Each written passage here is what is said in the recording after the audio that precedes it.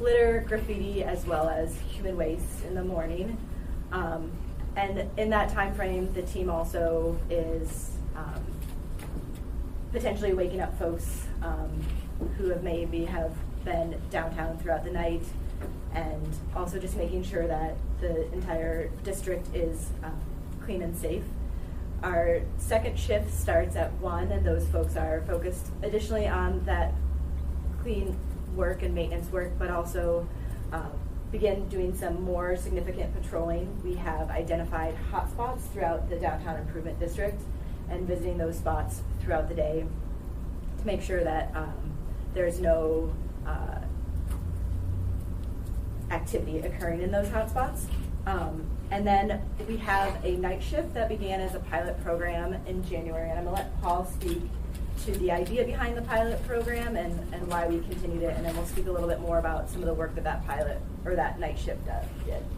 And so in January, we had received several reports and complaints and issues with property owners, business owners throughout our improvement district of coming in the morning to open up shop, begin business for the day, and having to step over people sleeping in their doorways, having to clean up after them. People had just littered the entire storefront in groups of up to 40 on some reports, but generally between 10 and 25 people would camp out in front of places like the 4th Avenue Marketplace, the Alaska Mint, Sunshine Plaza, the parks throughout downtown. So in an effort to relieve the pressure of what happens throughout the night on the morning crews and then the business owners that conduct business, we had to shuffle around a few personnel to create 2 ambassadors that would work through the night, 8 p.m. to 5 a.m. And it is Tuesday night through Sunday morning to keep people from trespassing, loitering, camping out, and basically wreaking havoc on the downtown area overnight.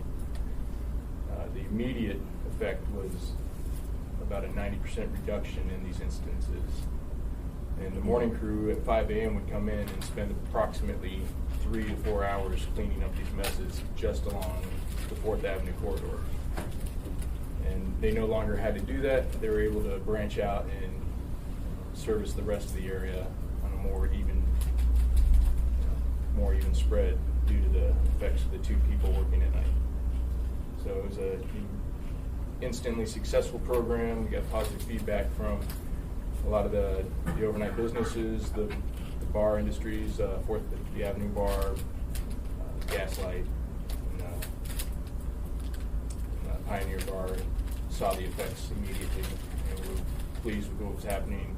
All the other businesses that had complained about the morning cleanup instantly saw that the streets were cleaner, that there was less issues. There's still, every night there's still problems and they're still being dealt with, but the problem is not what it was in December of 2018. So we chose to continue it in March was the time frame that we were looking at to see the effects and if the program was even worth shuffling personnel around. And in the end of March, we decided we were going to continue the program permanently.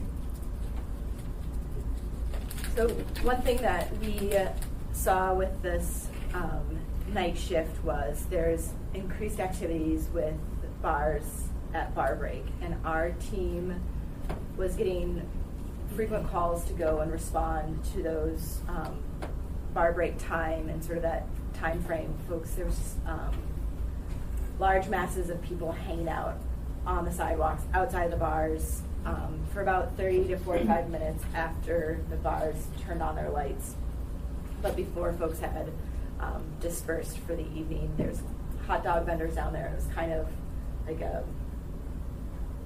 vibrant atmosphere. And so our team was getting frequent calls there, and as part of their nightly routine started going to those bars at bar break and supporting the bar security that was also out in the street.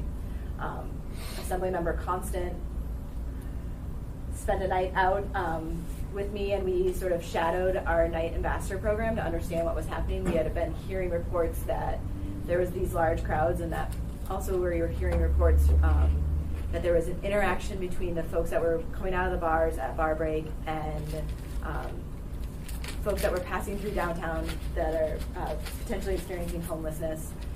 And there was some violent interactions between the two groups, and our team was getting called in to respond to that. And so Assemblymember Thompson and I, as well as Paul and some of the other members of my team, were out downtown back in June and experienced bar break. It was a very large crowd that sort of hung out in the 4th Avenue for about 30 to 45 minutes after the bars closed. We didn't see any violent interactions or anything, but sort of a large congregation of folks in that area. Our team internally reviewed why we were spending our time specifically responding to bar break and just being out there and not patrolling the downtown improvement district, and made an internal decision that we would respond if we received calls to bar break, but that we wouldn't spend the whole time out there on 4th Avenue supporting the security of the bars. Just if there's a specific incident, we would respond to that. So I have a question for Mr. Royal. I guess a few, I don't staying up that late, but it'd be interesting to do that. But you brought up some points. What is what authority do you have to scoop people along? Yeah. And what if they say no? And even at bar break, then you go there and there's a violent encounter. Why you? Yeah. We operate in our security ambassadors, our licensed security guards with the state of Alaska. But we respond and we assist, but we often are calling in APD if it's beyond our ability to help. And we're often just sort of additional line. I don't know, let Paul speak to that. Our services, by definition, are supplemental to what the municipality provides to downtown. That's the goal of our organization, is to assist with what already exists. We're nothing new, so we're a supplemental service. With that, in this capacity, we're supplemental to the police department and ASP and other social services that have outreach programs.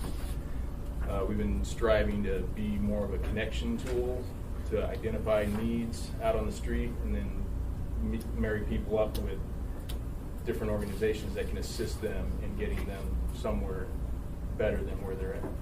Like, that is a constant battle, and we'll never really have a great, that's not very optimistic. We're going to keep trying to get better at it as we go. But as far as what we do out on the street, the majority of it is striving for voluntary compliance. So we're out there to interact with people, to let them know that people care about this area, and we're going to actually talk to you and fix the problem. Most of the time, people they don't want to deal with us, so they go away. We talk to them and they understand, or we pair them up with an agency that can better deal with them, whether it's an outreach program or calling in the police department, fire department, or ASP to deal with whatever specific issue those people have, which is usually mental health, drug, or alcohol at that point. But majority of the time, it's voluntary compliance, and people move along without too much of a fuss. And that's what we try to do most of the time, because it's the easiest and most cost-effective way. Okay, well, I guess you find it effective with the tools you have. But someone said, well, you can't tell me you're not bossing me. They park on the sidewalk and say, put up my 10-day abatement sign or leave me alone. They could do that. At that point, we call in the police department to handle the legal side of that with their interpretation and their abilities to use the code to handle that situation. Right. And there's tighter prohibitions in downtown about sitting or staying on the sidewalks. Are there really? That occurred, I think, in 2012, when Mayor Sullivan was in office. There was a specific carve-out for the downtown improvement district that prohibits sitting or lying on sidewalks for specific hours.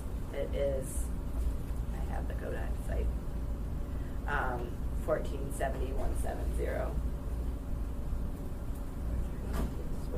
So some downtown have a rule, no panhandling in our downtown.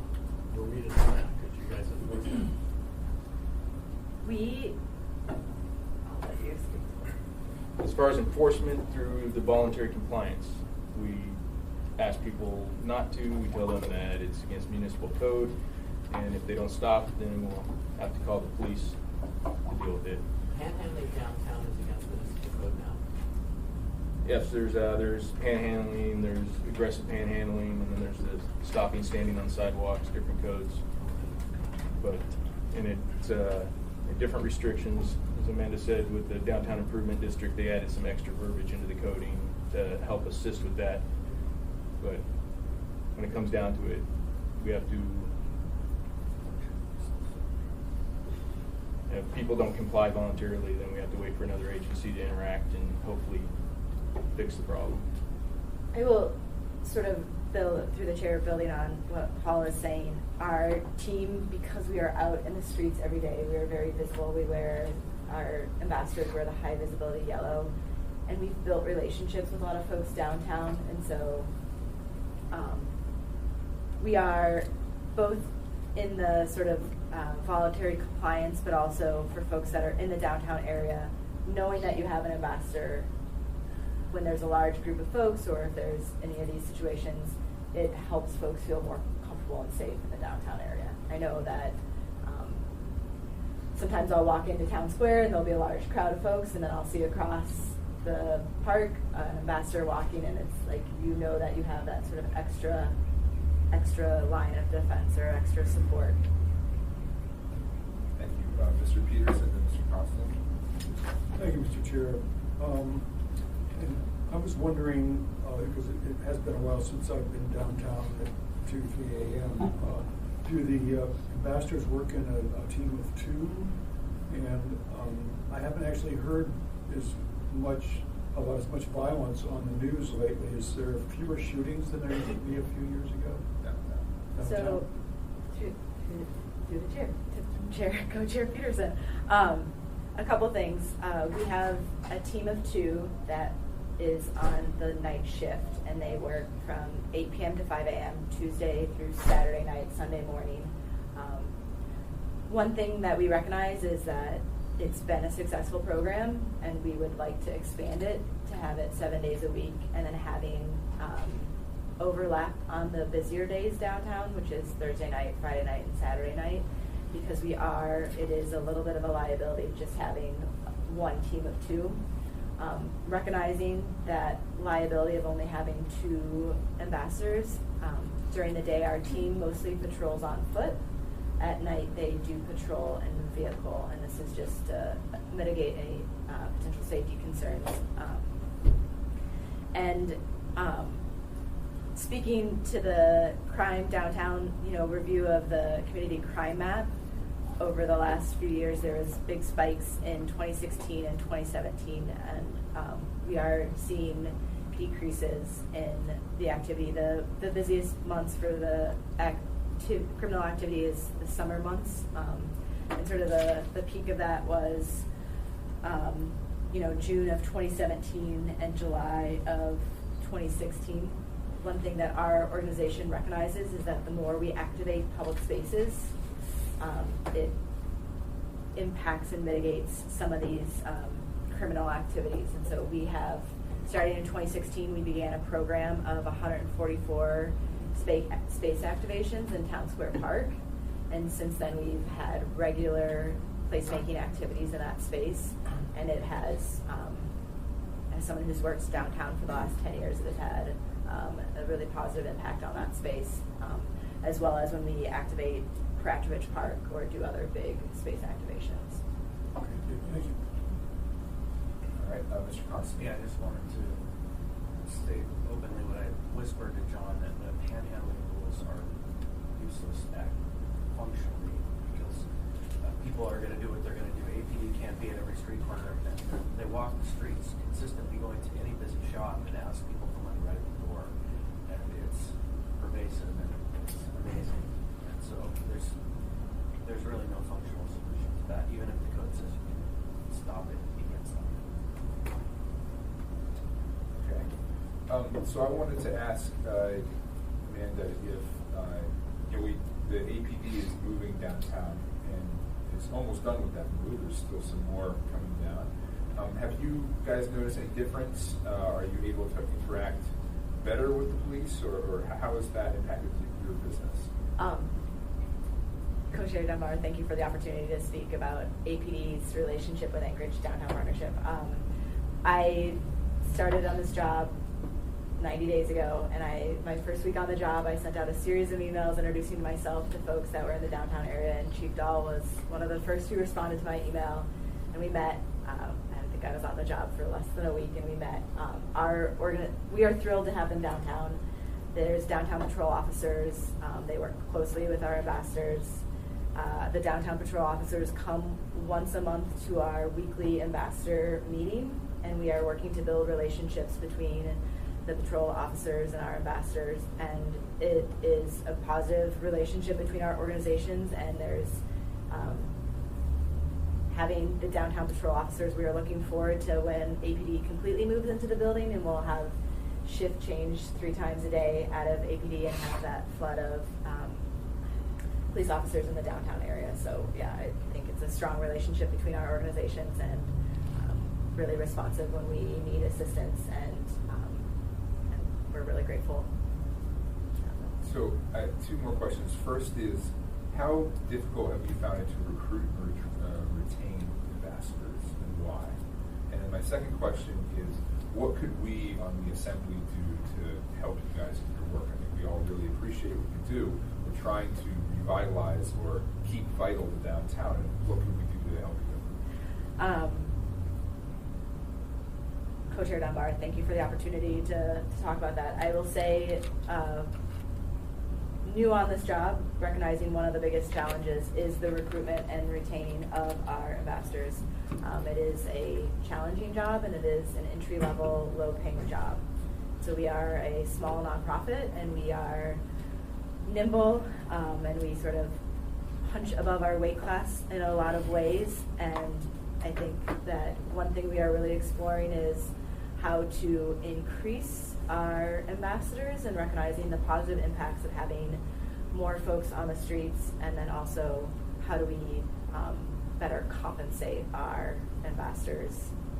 And I think there's also a series of, having better equipment. Our team uses cameras, so when they respond to an event, we begin filming any interactions that we're having, and this is helpful for us to be able to document any interaction, and then if APD end up responding and it goes to, some of that stuff needs to be replaced, it's old and out of date. I'll also let Paul add on to anything else that you might have.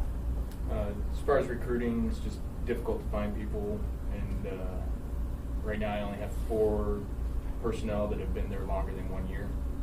I've had at least been through 30 people of a 20-person staff this year, and it's only the 7th, 8th month now. Some just randomly stop showing up for work. Some find better jobs, better paying jobs. It's very difficult to constantly retrain. It kind of keeps us at the first step. We can never really develop the ambassador program for the long term, just due to constant retraining of the initial ambassadors. So that's one of the big problems. But just trying to find people. We're talking about different strategies of developing it as identifying it as an entry level, and then follow on vocations that would benefit from ambassadors training. A lot of people will scoop up whoever leaves the program just for their communication skills and their understanding of downtown and dealing with difficult people. And it's a valuable skill for just about any job on the market. It's all on-the-job training, dealing with people 8 hours a day, 40 hours, 60 hours a week. So they get great skill sets, but it's very difficult work. A lot of people don't want to clean up human waste. They don't want to walk around when it's 20 below zero and just be at everybody's beck and call. We seriously try to help every single call that comes in. And I will not say that it's thankless, because we get thanked all the time. People really do understand the work that the ambassadors do and the effects that it has on downtown. So we get cards. The news media does several stories a year. Every meeting that we have, people thank us for what we do, and really grateful that people understand, what's going on, and that there are people out there trying to make situations better. But lost my train of thought there. I think one thing that Paul and I have talked about is recognizing that this is an entry-level job. We are working to increase the pay.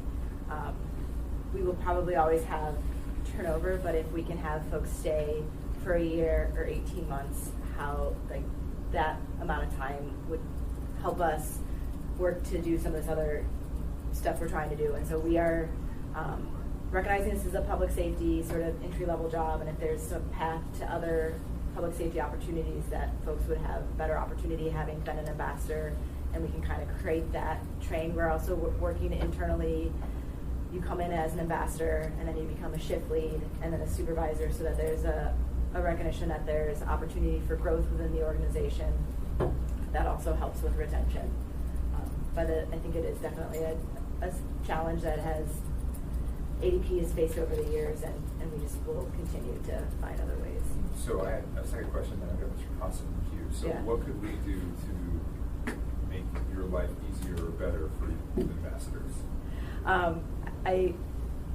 I think one of the things is we are a nonprofit and we are driven by funding, but I will say we're also driven by the other social services that surround us. Like, there's a sort of thin web of social services, and the work that they do supports the work that we do. So when there's funding for the Brother Francis Shelter, for Covenant House, for Clare House, we see less activity downtown. We are seeing increased activity in the last month because of the day shelter closures and because of the reduced funding across the social services support safety web that's out there. And so we are grateful for the action that the Assembly took with the mayor, and recognize that we're all connected in Anchorage, we're all connected downtown, and we're all connected in Alaska, and we are directly impacted by that, those impacts to those budgets.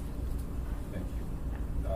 Mr. Constant? Yeah, so previously this month, I've had conversations about a challenge that their staff are facing, getting spit on, actually. And they find it quite horrifying and disgusting. I've been told mixed messages from folks. I've been told that it is illegal to spit on another person. But then the folks in the downtown partnership have essentially been told there's nothing we're going to do about it. And so from a very specific problem perspective, I would love to just hear a little bit about that problem so folks can understand what's happening. Through the chair, Assemblymember Constant, thanks for the opportunity. I had been on the job for maybe 6 weeks, and my first month on the job, I shadowed the afternoon ambassadors, and I had my first encounter with sort of being downtown. It was the beginning of the month, and it was a Friday afternoon, and it just, you could feel the energy in the air. Like, there was a lot of activity downtown, and sort of a known person in the downtown area was getting aggressive, and our team was sort of responding throughout downtown.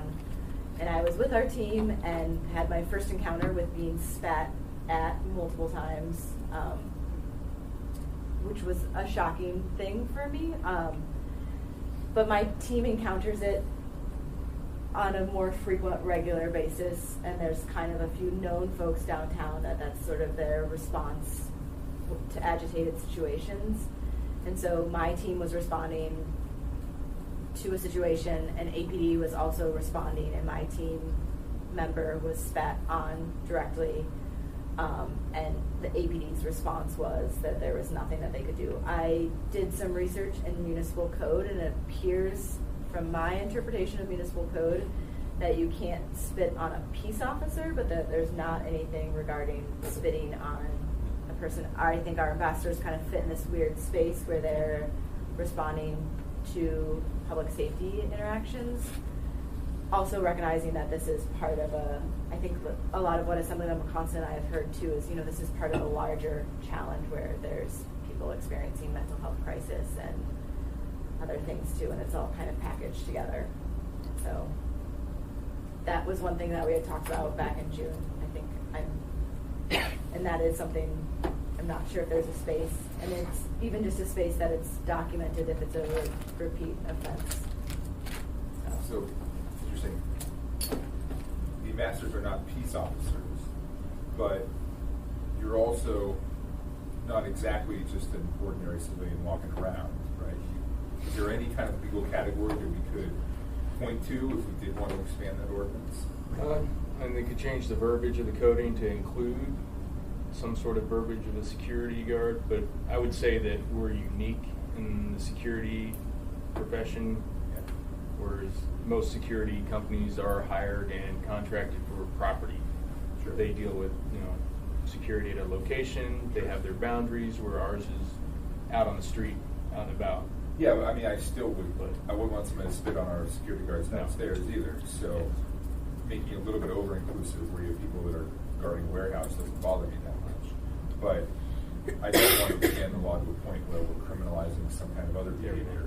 But, so you're saying all of your ambassadors are licensed security guards? Yes. Okay, so that might be, if you're looking for a hook, that might be the way to do it. Well, but if, I don't understand the law on this, I would love to hear from the chief. Isn't it kind of an assault if you're spitting on another human being? If it's not, isn't there some point at which that becomes a health hazard and kind of a horrible act? Might be the least act. It's not throwing semen on a person, but it's, to me, in that category. The same bugs and germs that flow through any human can flow right through that saliva. So I wonder where the line is. Yeah, I think that's a question. I mean, if you want to speak to that, you can, Chief. Otherwise, you could defer to lawyers at some point. I'll just stand up so you can see me. So, Mr. Constant's correct in that spitting on a police officer is specifically prohibited in code.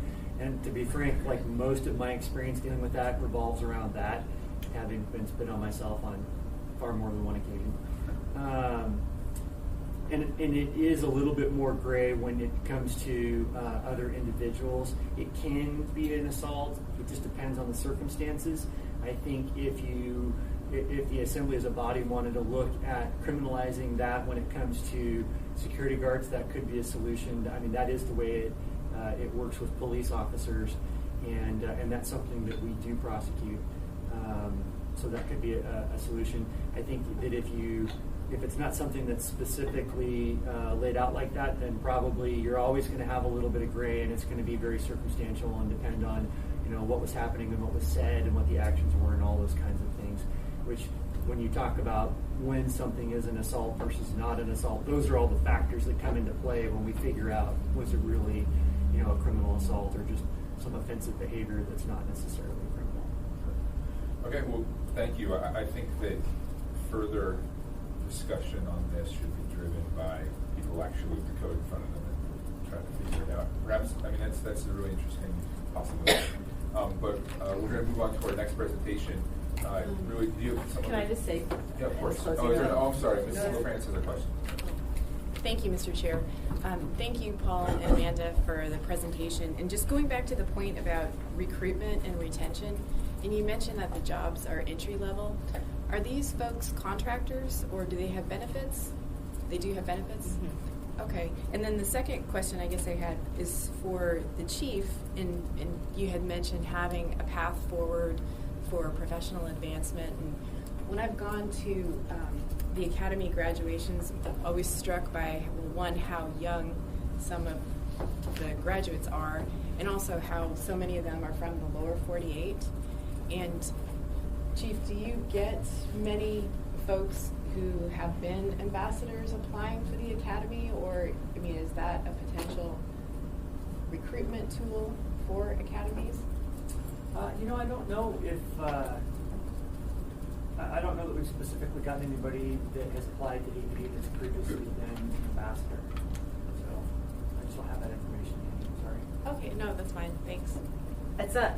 Paul and I have talked about reaching out to APD's recruiters, the Department of Corrections, and the troopers, I think are all sort of like the public safety paths that it'd be great to connect our ambassadors to. Our ambassadors are an incredibly diverse workforce, which I know is something that's been a priority of this administration, so I think there's a space there. Thank you. I will say in closing, if any of the assembly members are interested in getting to know more about our ambassadors, I would invite you to shadow. I pass out my card to everyone. If you're interested in that, we can set you up. It doesn't have to be a night shift. We can set you up on a morning or afternoon shift. It's a great way to see downtown, get to know all the hot spots, and understand more of the work that we do. I've extended this offer to my board, and I've had a handful of board members go through and do it. I think it's a really great way to see downtown, understand downtown, and understand the challenges we face downtown. I'd also like to invite everyone to our Live After 5 on Thursday. It's the last one of the season. It's Town Square Park from 5:30 to 7:30. We have I Like Robots, and this is just part of our space activation, which really has a positive impact in downtown. And then at the back of my business card is our Safety First hotline. So if you're in the downtown area and you need assistance, this is a partnership between ADP and ACDA. You can call this number, and ACDA does the dispatch, and our team responds to the calls. But we're able to, if you want to escort to your car, or if you're seeing something that needs special attention. A lot of times we're able to respond really quickly to some of these sort of issues, and folks are able to get that additional help. So thank you for the opportunity to speak. Of course. Thank you very much. I recommend you pick a Yeah. The first of the month. Yeah. All right. So thank you very much, Amanda and Paul, for the Anchor Downtown Partnership. I think I will try to take you up on your offer at some point. Hope my colleagues do as well. So now we're going to move on to the traffic department and the annual traffic report, and also a sort of discussion, I think, of traffic safety. Do you guys have a PowerPoint? Yes. Okay, so can we thank you.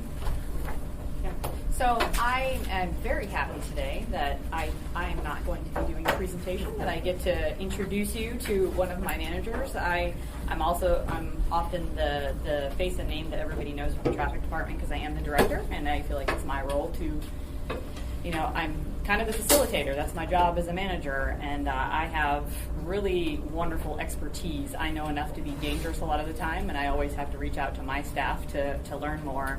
And this is my opportunity to introduce you to my data division. So we have 3 divisions within traffic. We have safety, we have signals, and we have data.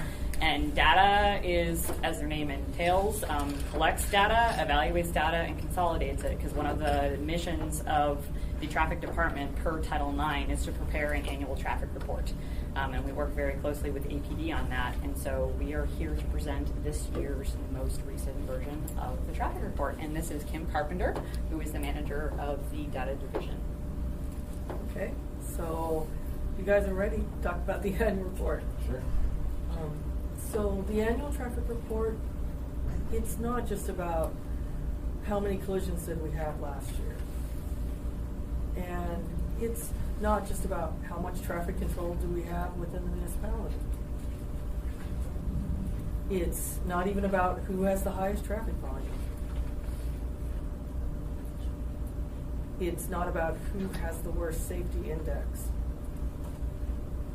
And it's not even about who has the highest traffic rate.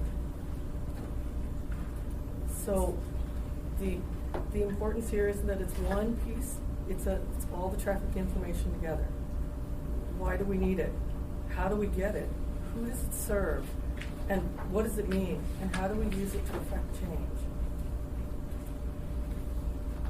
So, as you heard, I'm Kim Carpenter, and I'm with the Traffic Department Data Division, and I'm here with Stephanie Mormello. And so the Data Division, actually, we collect and we process and analyze traffic information on roadways, trails, and pathways within the municipality of Anchorage, regardless of ownership. That includes collecting collision information from all applicable law enforcement agencies. So we take all this information and the safety information and GIS and roadway information, we put it all together and we create safety and informational statistics, which we put into our traffic data management system, and we make that available online at traffic.muni.org. So, why do we do this? Well, I mean, it's important for safety analysis, signal timing improvements, policy and infrastructure decisions, pre- and post-project evaluations, really for any transportation analysis, including modeling. And we also use it to give to the public so that everybody has a chance to look at this information. It's also for federal compliance, so we help AMATs with their federal compliance as well as their Title IX compliance. We provide this information to everyone that requests, including the Federal Park Service, DHHS, DOT, as well as internally, AMD, Parks and Rec, PM&E, planning, and outside people, like consultants or groups like the Center for Safe Alaskans or just the public at large. But you guys want to talk about the annual report, so let's get to it. Okay, so in the past, it looks to me like we've done an annual report in traffic since at least the 80s. There may have been some done in the 70s, but I couldn't find any that old. I did bring some examples if you guys would like to look. The oldest one I have is from 1990. So it runs the whole gambit of ones that were originally typed by hand to ones that we do nowadays. And we've had them, they've looked different throughout the years. They've had contests in them where we had school-age children draw different things about traffic or write what they thought traffic safety was. We've had ones that looked at what the municipality looks like today and what it looked like in yesteryear, including traffic control devices. We've had some that tested people's knowledge about what traffic devices did or what they look like and stuff like that. So those are all over here if you'd like to look at. But what we really want to talk about is traffic patterns and trends. Okay? So this is straight out of the annual traffic report, and as you can tell, from 2013 until recent, we've been pretty flat. There's been some slight ups and downs, but it's not a great swing. The minor injury collisions are down. Major injury collisions are completely flat, and the only increase that we've seen, if you compare us to the last 2 years, is fatalities, which went up by 4. If you look at the top graph, on the left side and the right side, you can see how the injury collisions go up, and that's not surprising because those represent the winter months. If you look at the bottom graph, the peak right there, that's actually the PM peak, which is probably not surprising that we have a lot of collisions at that time. So we really want to talk about who's at risk, right? The greatest at-risk group within the municipality is pedestrians, by far, when we're talking about number of injuries and types of injuries. Okay? The next highest at-risk group is motorcyclists. And the same reason, for the type of injuries and how many. So let's say that you wanted to know about pedestrian collisions within the municipality. You could actually get on our site at traffic.muni.org. You could do a map query and create a heat map. So if you were looking in Midtown, that would point to Northern Lights and Seward, which is not only one of the highest locations for pedestrian collisions, it's one of the highest ones within the community too. It's not the highest, but it's pretty high. You could also get reports out of our system, which would not only give you the physical data, but you would be able to get graphs too. So, Yes. we have a question. What is the highest? The highest is 3rd in Carlin. But it's only 2 over this one, which is 10. But when you think But about we have a the few level- more that are 10, and they're all like this. They're very. But if you think of the trips per day through those 2 areas, Correct. Yes, that's then you get to the truth of the matter. Yeah. Correct. Yeah. Right. Thank you. Right. So if we were to look at non-motorized travel within the municipality, again, the pedestrians are still the highest at-risk group. The next highest at-risk group are, of course, bicyclists. So if we step back and we look at collisions, bicyclists and pedestrians against all the other collisions in the municipality, obviously they're a very small percentage of the total. Okay? But let's say that we just look at the peds and bikes by themselves. You can see that they kind of go back and forth between who has the highest number of collisions, but overall the pedestrians are still the highest average. Same thing is true with injuries. Probably wasn't surprising, right? We have a ton of collisions. We compare them to the pedestrians and the bicyclists. Their injury numbers are less. But if we look at them separately by themselves, bicyclists have slightly more minor injuries, but for harsher injuries, major injuries, and fatalities, the pedestrians are higher numbers. So, of all the collisions that we have, it's only about 5% that have anything to do with operating under the influence. But if you look at it over time, we increased, and then we actually started falling. So that actually seems good. There's a little blip between last year and this year. I'm hoping that's just a blip. So this is the first year that we've actually put this in the annual report, but this is looking at weather versus collisions and precipitation. So it's temperature and precipitation. So if you look at the left side and the right side, those are during our cold months. Those are during the time periods when the temperature is going above and below freezing and the precipitation is changing. So it's not surprising that the collisions actually increase in those times, which is the purple line. But one thing that is interesting is that the little green line, if you look on the left and the right side, green line's the injuries.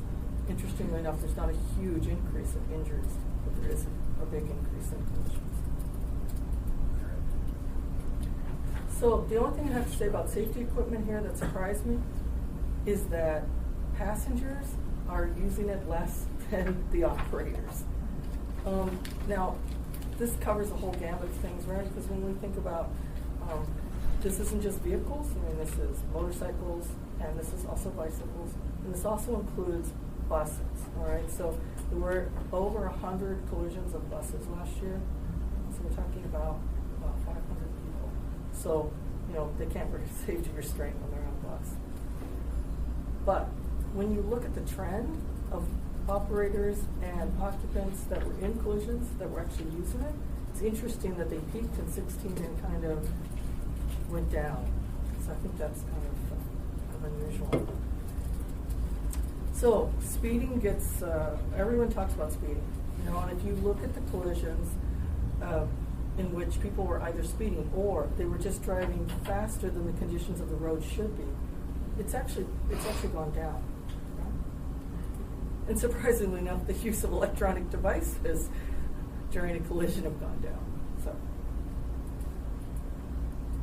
So this was the first year that we actually compared ourselves to the nation within the annual report. Okay? So if you look at the first column, which is totals, in each of the range years for fatalities, injuries, and property damage, the municipality is pretty low. Right? That makes sense, right? Now, if you compare us for something else like vehicle miles traveled and with population, our numbers are very high. So that probably also makes sense, right? We have less vehicle miles traveled, and our population is very low. So our numbers look really high, except for fatalities of vehicle collisions. And this is just another way to see it. So it's graphed for you to see. This fatality table is in the annual traffic report. The only thing that I want to comment about here is the first column is vehicle to vehicle collisions that resulted in fatalities. That column says 8, but actually 4 of those people were motorcycles. So, I mean, they fall within what we consider vehicles, but 4 of them were actually motorcycles. So that's half. If you restate that, of the 24 people that died in Anchorage in traffic accidents, only 4 of them were actually people in an automobile. Correct. That's correct. The other 20 were either pedestrians, motorcyclists, or no, Well, I guess actually, those are- vehicle versus yeah, object. object. Right. Yeah, I Yes, guess that's those right. were the two. Right. It So isn't so necessarily 11 of them were in right. Yes. Correct. vehicle. Okay. Ms. Kennedy? Thank you, Mr. Chair. So collision, you're defining that as being an accident where a vehicle hits another vehicle, or it hits a bicycle or a pedestrian. Or an object. Or an object. But what about somebody that just slides off the road or rolls over in the ditch or something like that? Are those included? So the only thing that's included in the annual traffic report are things that are written up by a law enforcement officer. So if you slid off the road, your car rolled, and you called an officer and he came out and rode, at 12,200, an actual collision report, then it would become part of our statistics. But if you just slide off the road and hit someone's mailbox and nobody calls anyone, then nobody knows. But certainly if there was a fatality, there'd be a call. Yes, if Yes. there's an injury. If there's an injury, it's required. And if it was an injury, it would be included, okay. Yes. But, okay. And would you call that vehicle versus object, the object being Correct, around? vehicle versus object. Yes. So these are not, does Yeah, not I'm sorry, represent the number of fatalities. This is like, I mean, this is actually fatal collisions. Right. So, thank you, Mr. Chair. Where would be a sort of a ditch dive? Is there a ditch diver type category where, because I know that when we get the first snow, we always get a lot of people that haven't quite slowed down yet, and then they end up, to avoid running into the person in front of them, they'll take the ditch instead, which is probably a really good idea as long as they don't get injured. But is there a specific category for that or anything? No, there's not. Actually, I want to say, but if you looked a couple slides ago where we were comparing, there was the graph that was comparing the weather as compared to the crashes, and when you see the first drop of the season, there was a spike in the number of collisions that occurred, and really that is that to me that was the first wintertime event that we had. When you showed right here, you can see that the temperature, when we're starting to drop and have those first dips, you have a pretty major spike there. And we definitely see a correlation. We do see a correlation between temperature events, snow events, rain events, those sorts of things, and the number of crashes. But as Kim showed in the following one, it doesn't always correlate to more injuries. Yes, more crashes, maybe not more injuries. Great, thank you.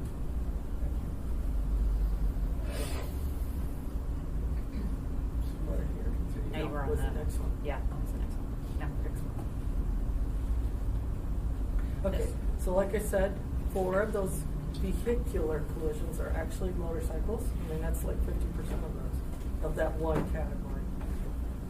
Now, generally speaking, locations that have fatalities don't continue to have fatalities unless you look at a long range of time, But one location that came up was Fifth and Concrete. So over a 5-year range, it had 4 fatalities. That's pretty high. It didn't have any in 17 or 18, but it did have 4 of them in that time period. Now, of those 4, 3 of them involved pedestrians. They all were at night or very early morning hours, so it was dark outside. 3 of them involved OUIs. One of the OUIs was a vehicle-to-vehicle head-on collision. The people that crossed were, one of them was in their 50s, one of them was in their 70s, and one of them was in their 80s. I don't know exactly why it changed. I conjecture that it may have had something to do with the closure in the area of a bar, which was very close to that because this is Fifth and Concrete. That may have made a difference. That bar closed, I believe, at the end of 16, and there were no fatalities. And then the fatalities fell or increased? They went to 0. Right. Yeah. Right. I don't know if that's true. It's just a conjecture that they immediately found. Can you see the time of day of those incidents? It's a very discrete number. That might Mhm. give some sense of that because They're other things they're that all at happen night, are- and they're except all for a night. couple that are like in very early morning hours. Yeah. Yeah, and I just seem to recall one of them was an Alaska gentleman from outside from north. He walked into the street, and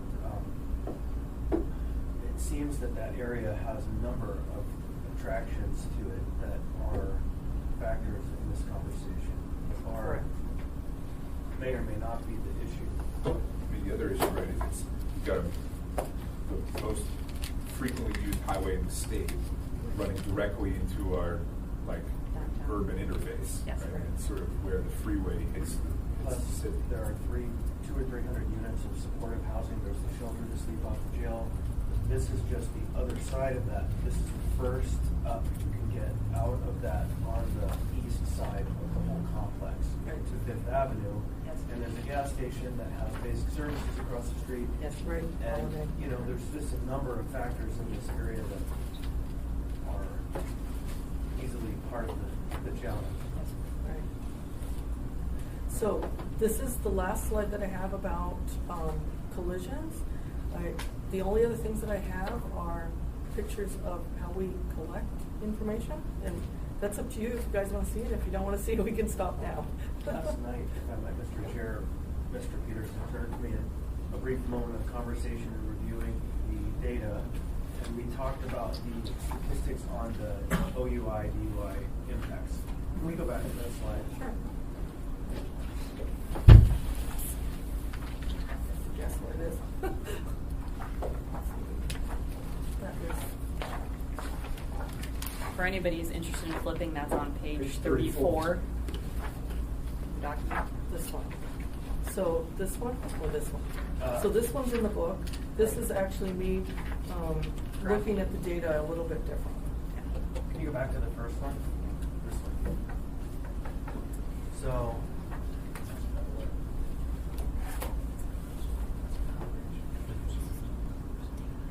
the comment that was made to me, you know, we had a conversation about the potential legalization of on-site consumption of marijuana. And we saw these scare charts that showed a massive increase in deaths and injuries due to intoxication by drugs. Do you have this over time for us? Right. I know you have the other one, which is great. But I don't have, well, I have this over time, but it's Not broken up by the various elements. So No, it's what not. we effectively have seen overall since the legalization occurred and commercialization in 2016 is that these citations are coming down, right? Or is this accidents? This is actually collisions only. Collisions. So, Right. okay. So we've never tied to the citation information from APD. We've talked about it, but that's way down the road. And so I guess maybe another helpful, I guess the information that he presented to us at the time was deaths related to intoxication Right. and other substances. So maybe that's a little more discrete Right. information that is available. And the numbers of deaths are so low that you get one bad crash and it can throw off your whole year's stats, right? So Right. the deaths were so low that I think you could really draw any useful from it, because the variation would be too extreme. Except for its Slow fear. bang. Oh yeah, but this is a really interesting chart. I guess I want to go back. I have two main questions. The first was there's one of the charts you had on page 28, which is the one with all the different crashes. There's this huge drop in non-injury crashes between 2012 and 2013. And I'm wondering, is that just a difference in data? Like when I see a drop like that, it's usually like we've changed the way we measure things. So Yeah. there is a reason. Yeah. Yeah. So in 2013 was the first year of the new traffic report created by the state of Alaska. Yeah. And this changed the report that was in existence to make it to be almost 6 times as long. So with all the law enforcement agencies' budget cuts and the additional difficulty in filling out the form, for collisions that were basically just fender benders, they stopped being filled out. So now there is online reporting. You can go online and report your collisions yourself. Through the DMV. Right. So the state of Alaska does keep those numbers. No one really checks them really well. We go back and forth about absorbing that information into our system because once you self-report, no one really knows the validity of what's being said, right? Because you're definitely not going to fill in your own collision report and say, I was totally at fault. I don't know what I was doing. I was wasted and I hit this object. That's really not going to happen, right? So, and both people can enter the self-reporting, which would make it look like double the amount. Yeah. If I could add to that, I had an accident in January, and the form was thorough, detailed, too long, and scary. And I filled it in late because I was in shock. We were given 10 days to get this form in. It was 30 days before I got it in, and they threatened to lose your license if you don't submit this form. But I never heard anything from them. But that form was not a nice form. It was definitely lent towards not wanting to submit it. Right. And that the form that they have is actually based on the iteration of the 12200 prior, they've actually not completely updated into the most recent 12200, which would make it even longer. It was 2 pages, and it's micro fonts and Yeah. lots of Yeah. boxes and drawings and like. Yeah. Yeah. Yeah, I mean, the old crash report was about 2 to 4 pages double-sided. The new crash report that law enforcement agency uses is actually closer to 16 pages. Oh my gosh. It's pretty significant. That's crazy. It is, and so we actually had, I mean, this is data that we've presented and we've been showing, and it is hard, and we specifically in 2013 and 2014 in our annual traffic reports, we had a note saying that we could not compare to previous years because we had this significant change in reporting. You can't compare raw numbers anymore. So there's kind of a pre-2013 and post-2013. And luckily now we are far enough along from 2013 to 2018. Usually 5 years is the minimum amount of data you would want to start seeing statistic correlation and be able to follow and find patterns. So we're kind of back up to stride in the sense of being able to re-identify if there are continuing issues at certain locations. So, I have one more question. I'll go to John.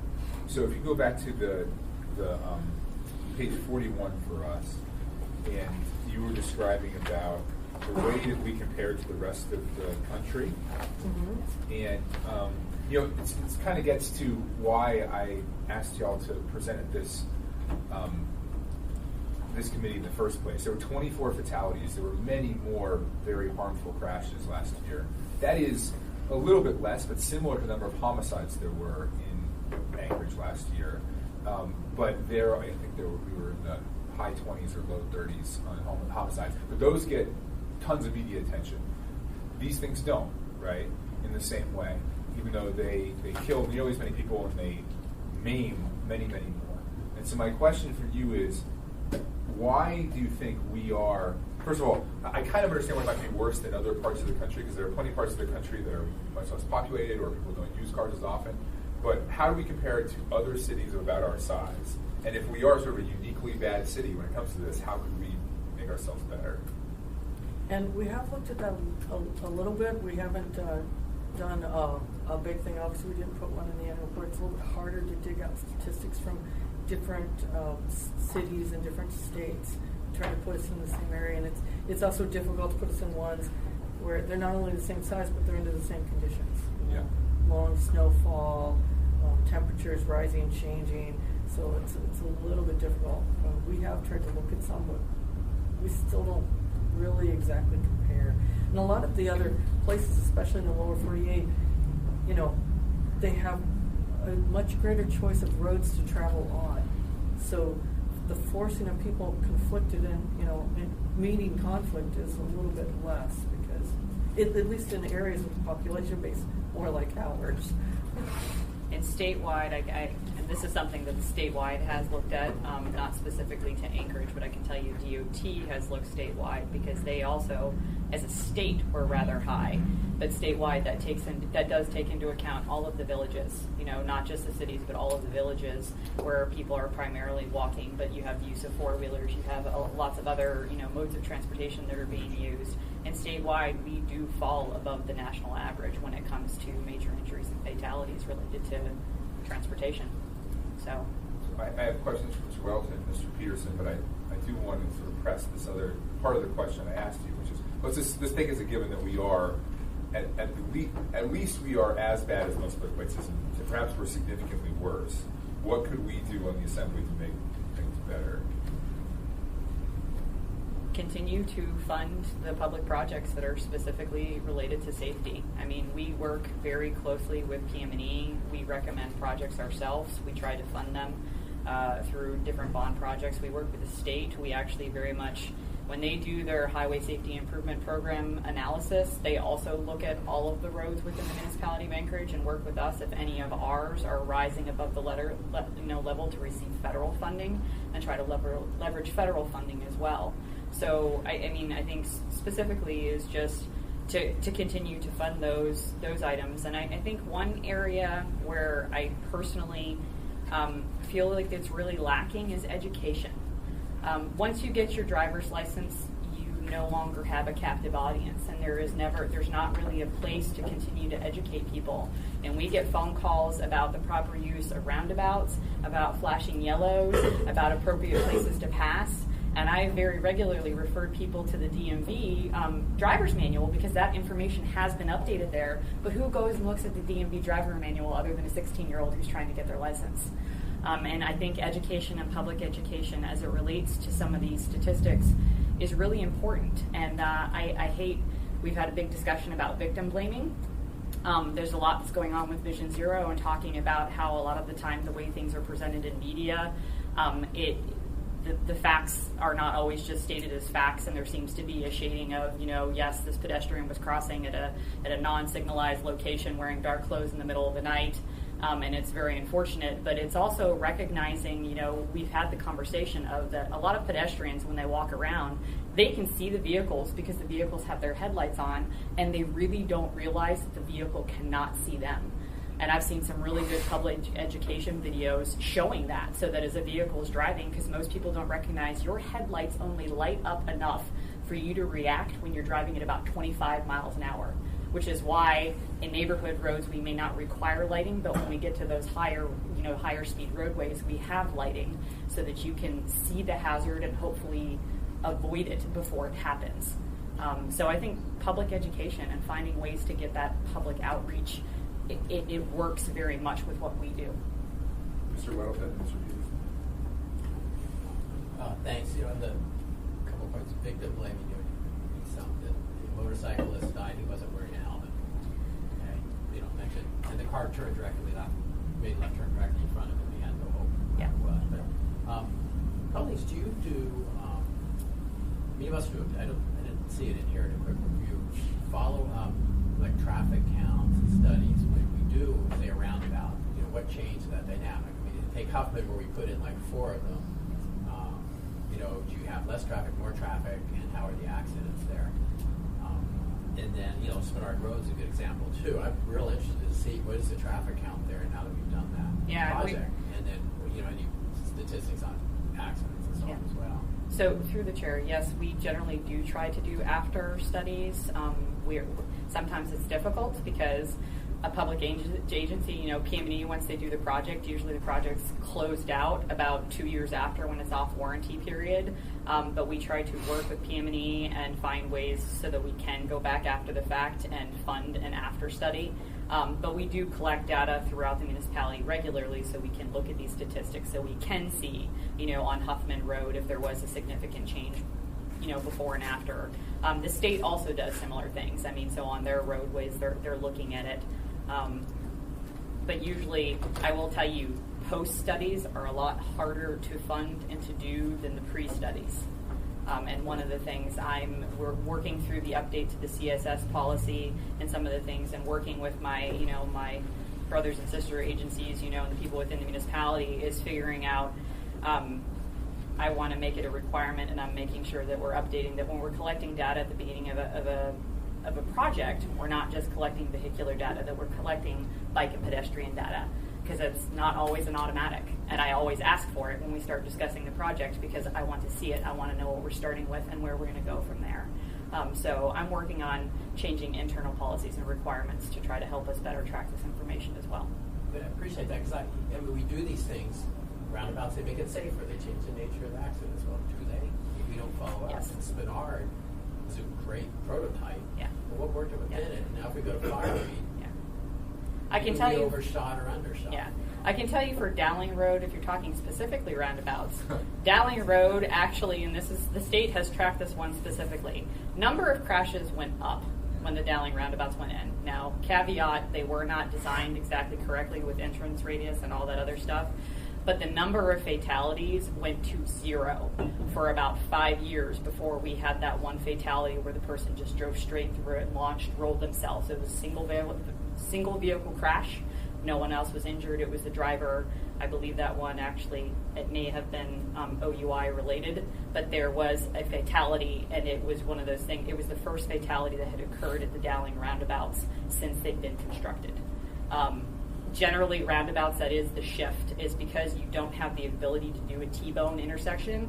It turns more of the intersections, most of the collisions, into side swipes or rear ends, so they end up being property damage only. So sometimes the total raw number can go up, but usually the severity goes down. And we follow those trends. Is it generally that the severity goes down significantly? My experience of my years on the assembly is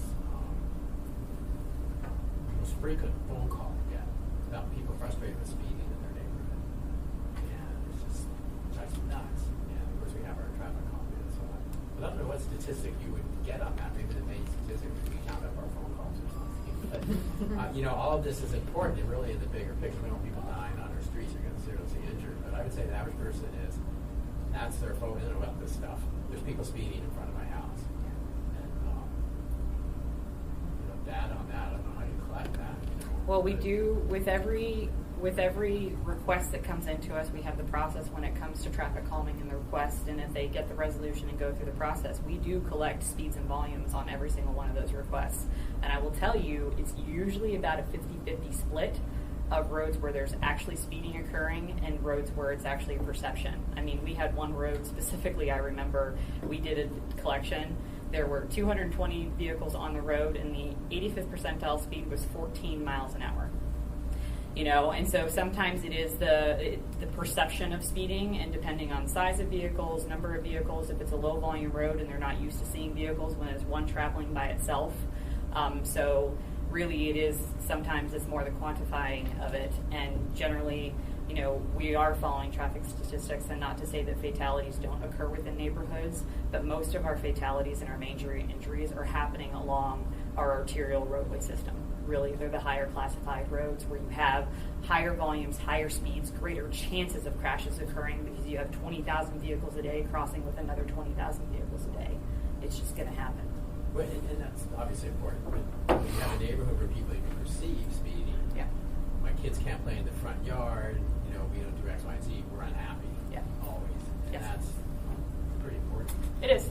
And it's a constant struggle in the sense that with limited funding, we unfortunately need to focus on the place where people are getting majorly hurt. And if we can't quantify that there's a speeding issue, it's not per policy, it's not a place where we can invest funding. All right, thank you. Thanks, Mr. Peterson. Thank you, Mr. Chairman. And I think that now that we've got a beefed up police department and they're assigning more people to traffic patrol and writing additional tickets, I think we will probably see a slowing down in many areas. At least I'm hoping we do. Because there's nothing like a couple of tickets to bring reality into view. You go, oh, geez, I get one more of these, I don't get to drive anymore. People slow themselves down. And as far as the roundabouts, the best lesson I had in driving roundabouts is when I was traveling in Australia.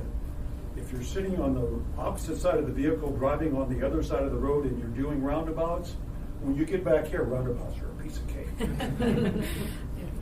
But the thing that I think we might need to do, and this is something that I talked with a couple colleagues of mine about when I was in the legislature, was we require less driving time for student drivers here than many other states.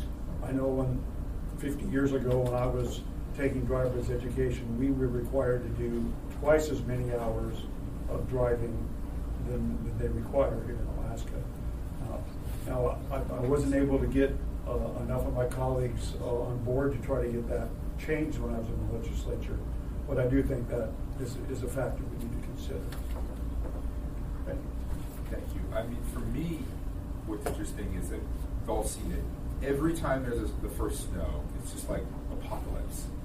And I think part of that is just it's hard to drive in the snow. Part of it is you've been speeding all summer. I think part of it is we have a pretty transient population in Anchorage, partly because of the military base and some other things. And so I'm always wondering, how do we educate, or what kind of program could there be to teach people how to drive in the snow? This is your first time in the winter if you're in the snow. And I don't know if you have any thoughts on that. I think that's a great idea for somebody who wants to find a wonderful way to spend money. But I mean, to make money. The question is whether or not people would pay for it. And something that I personally have been kind of tracking, and I haven't done it exactly with looking at crash numbers, is these past couple of winters, the public messaging about changing temperatures, about snow events, about icing conditions via Nixle, through the media, through everything, has gone up significantly. And I feel like if you don't know that there's a major weather event, you must be living under a rock. Not to mention you open your window, you look, and it's white outside.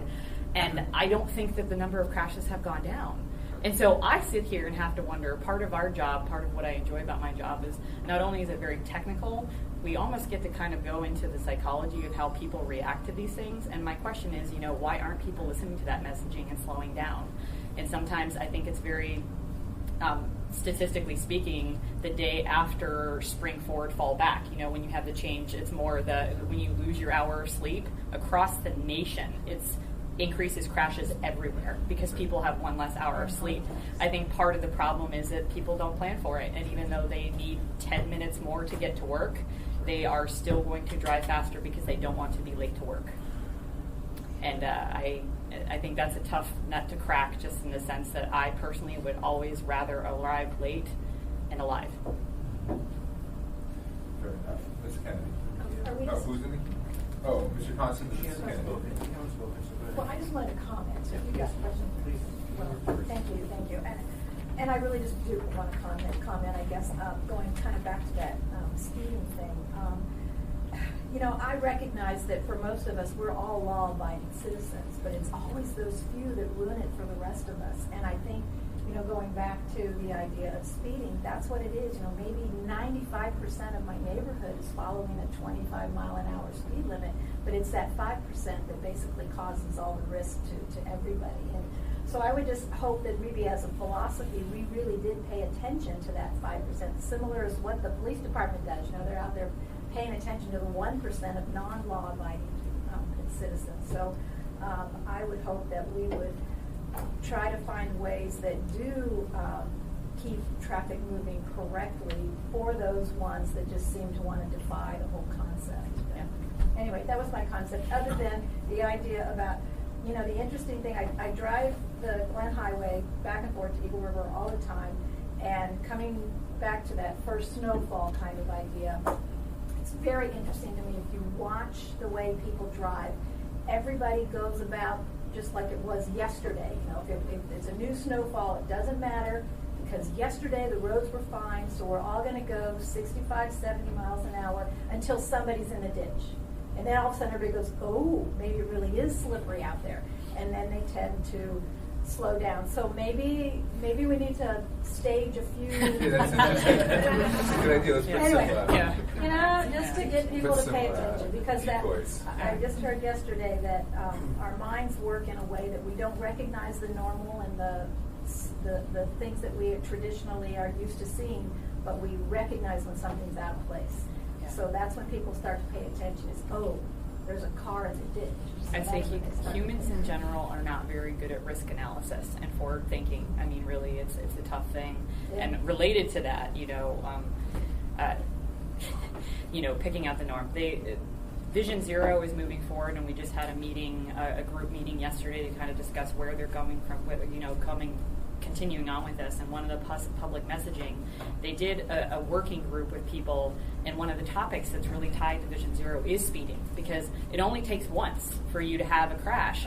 But the general response from everybody it was public people that weren't in the transportation, they're not in the public vision, their attitude was, I speed every day, I've never been in a crash, I don't have a reason to slow down. And so sometimes I think it really is the education and getting the messaging out there and understanding. I don't think that everybody recognizes that if you hit somebody going 20 miles an hour, they have a 90% chance of living, whereas if you hit them going 30 miles an hour, they have a 90% chance of dying. And I don't think a lot of people understand really that impact, and getting that message more and more out there to understand that your behavior can really impact somebody else. Mr. Constant? Yeah, thanks. So you mentioned Vision Zero a few times. I know that it's not statistical per se, but maybe we could add a small section to the report going forward, as long as we're implementing policy Vision Zero that discusses this year's accomplishments, this year's goals, and then that can give us as policymakers a way to benchmark if we're actually achieving anything under that policy principle. That's actually planning on happening under the Vision Zero realm, and it's part of the report that we're going to be doing, and we're working with them on it. Right, and then Yeah. maybe we just integrate some of that into this so that it's contained in the documents that may still exist 25 years from now. Yes. So we can know. And, I just will, as a matter of saying thank you again, I am always amazed when I drive through Tudor and Lake Otis. It's now a default for me that if I have traffic concerns going other ways, I go that way. And to me, that's a total paradigm shift in how I grew up in Anchorage. So it works. There's been a lot of projects that help make that happen, though. Right, all over. It's not Yeah. just at that Not just that one. It's just, that's the benchmark, though, that to me is evidence-based, Yeah. that it works. Yeah, and on the same note, I do everything I can to avoid downlink. Not because I think I'm gonna, I just those traffic circles, I just avoid them at all costs. But and I know that's not you guys, that was the state. But you presented us all this interesting data, and you're collecting all this data, and you're working with Vision Zero. I'm wondering what role your office plays, if any, in when we try to do things to get fewer cars on the road. We try to change our sort of lived environment so that there are fewer cars on the road, because that ultimately is what the problem is, right? It's not just that people are driving unsafely; it's also that we have a lot of people driving, and in a pedestrian collision, you have very few fatalities, Yes. right? So, I mean, how do you feel about that? What role does your department play in those kind of policy choices?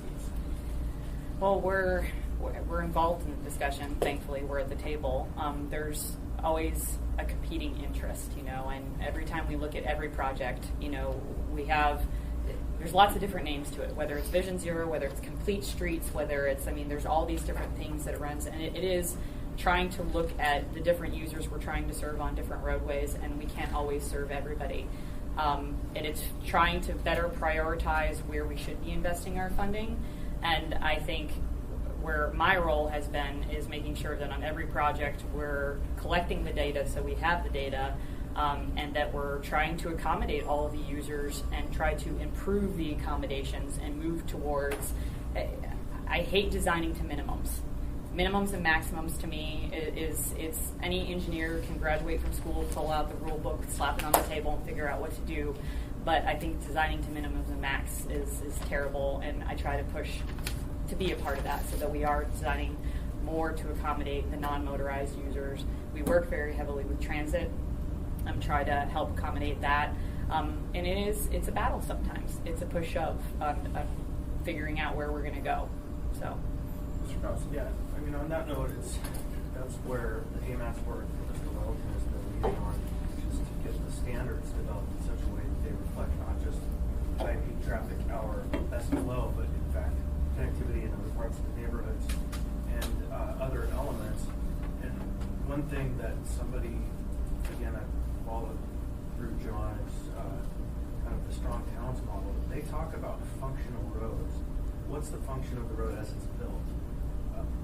We can put up all the signs and all the paint we want, but if it's built wider, it's going to be faster.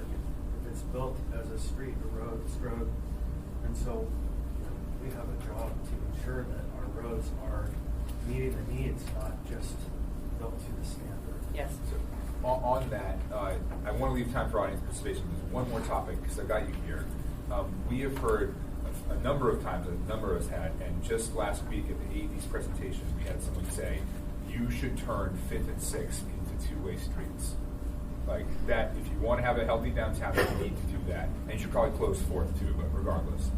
And so I was talking with someone, I don't know, it was Chris or someone else about if we did that, no, it wasn't Chris. We'd have to turn 3rd into a one-way highway. Why? Why do we have to have a highway running through our downtown? Is there any way that we can stop that? If you don't want gridlock, I don't know how you can do it. Well, but I want Minnesota and Glen to get you to downtown. Yes. Why? Most people in Anchorage, if they're going to work, they're taking Northern Lights to the airport, or they're taking Minnesota to downtown, or they're coming in even from Eagle River to downtown. But why is there this sense that you have to get through downtown? that like someone from East Anchorage, where a huge percentage of the population lives, if they work at the airport, they work at UMed, or they work downtown, they never drive through downtown to get to those places. Does that make sense? Yes. Almost never. You would take Northern Lights or Tudor, or you drive to downtown on those. But why do we need a throughput through downtown? That's what I don't understand. I guess our traffic statistics and what we look at, and when we talk about travel patterns and what we monitor, is actually that is being used as a throughput. And the connection from Minnesota to the highway is effectively functioning like our highway-to-highway system right now. And it goes through the downtown. And there's a lot of traffic that comes down Fifth Avenue, that turns at Inver Gamble, that turns at AC, and may not go through the core of downtown. But there still are significant volumes that go along Fifth Avenue. I don't know if one lane each direction on both those roads can accommodate it. I know it's been modeled a number of times, and really the recommendation is not that it's not possible, but there would have to be improvement to other corridors. Like you said, whether 3rd Avenue and then 9th Avenue that was reduced down to one lane, and trying to find ways of finding other ways.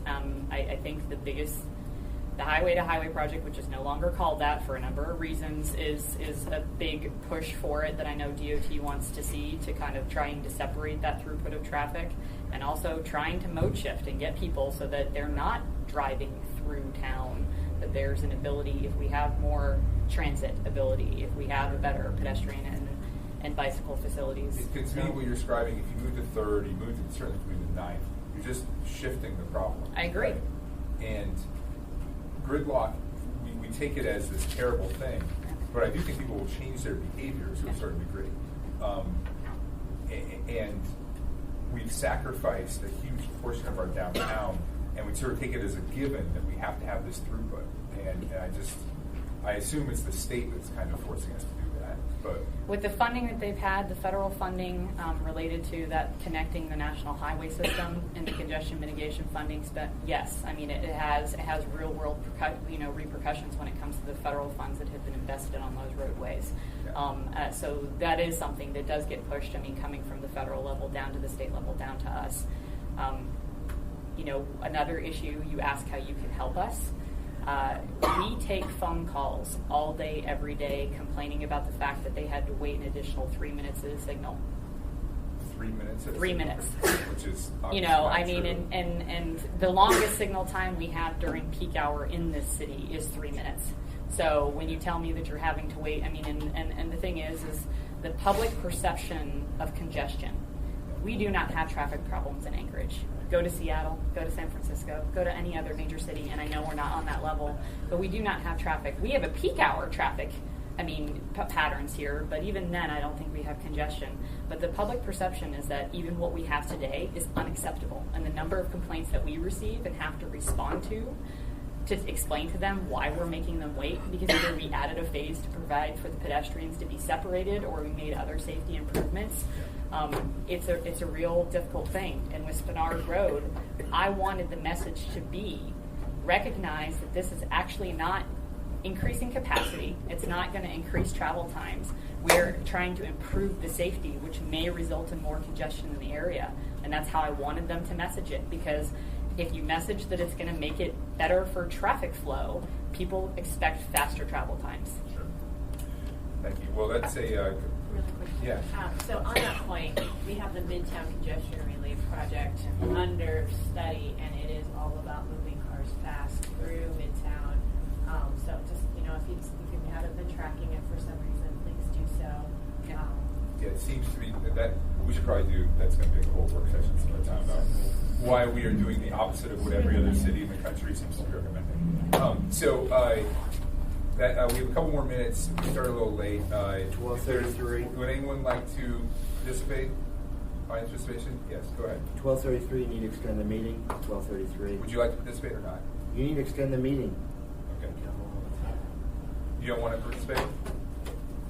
I'll be contempt of a meeting that you didn't do a motion to continue. I want to speak, I but I will want move to continue for 2 minutes.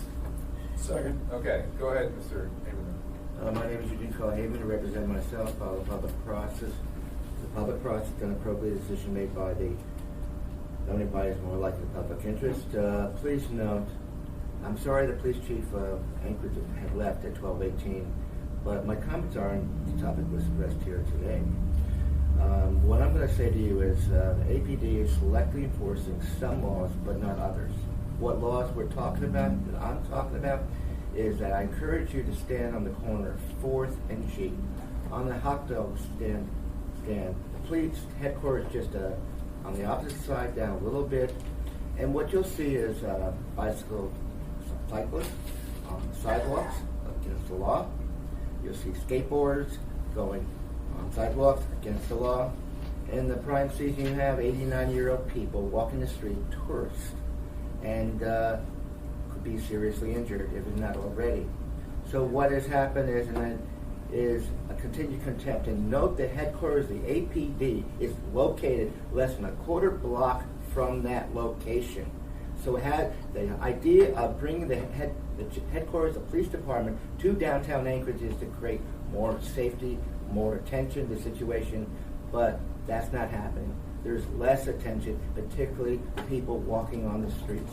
And note too, another thing is I encourage you to go around 12 o'clock during the weekday. You'll see people going down one-way streets, G Street. And how many have seen that? That keeps on happening. And that's not all the time, but it's frequent. In fact, it was near City Hall today where I saw going down the wrong way when it was coming in. So time 3 minutes, and you need to do an extension when I asked for it, not more. Thank you. Thank you, Chairman. Surprisingly on 2 topic. minutes time.